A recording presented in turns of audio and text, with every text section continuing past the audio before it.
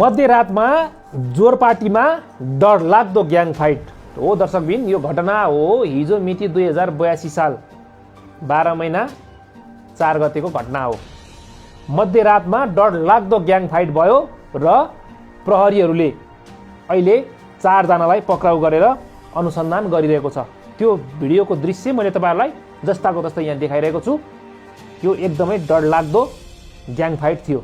त्यो ग्याङ फाइटमा संलग्न 4 जनालाई अहिले पक्राउ गरेको छ। पक्राउ पर्ने मध्ये काभ्रे घर भई ललितपुर बस्ने 20 वर्षीय माधव तामाङ, काभ्रे बनेपा घर भई हाल टोखा बस्ने 17 वर्षीय सलिन तामाङ, सिन्धुपाल्चोक घर भई हाल टोखा बस्ने 16 वर्षीय सुशान्त तामाङ र कैलाली घर भई सामुखुसी बस्ने 19 वर्षीय खगेन्द्र मौला पक्राउ परेका छन्।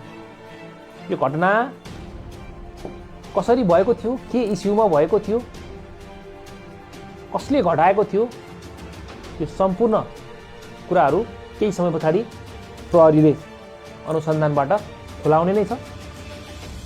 र यस्तो खालको जघन्य अपराध, यो घटना घटाउने अथवा ग्याङ फाइट गर्ने यो अहिले शान्तिपूर्ण, यो नेपाल एउटा शान्ति भूमि भइसकेको अवस्थामा यहाँ फेरि गुण्डागर्दी गर्ने र सल्बलाउनेहरूलाई पक्कै पनि प्रहरीले छुट दिने छैन र प्रहरी एक्सनमा उत्रिनेछ र प्रहरी तत्काल एक्सनमा उत्रिएर 4 जनालाई पक्राउ गरिसकेको छ। अरू संलग्नलाई पनि पक्राउ गर्ने तयारी भइरहेको छ र उनीहरूलाई अनुसन्धान गरिरहेको छ प्रहरीले र केही समयमा अनुसन्धानबाट सबै कुरा खुल्नेछ भन्दै अहिलेको लागि म बिदा हुन चाहन्छु। हस्, धन्यवाद, नमस्कार।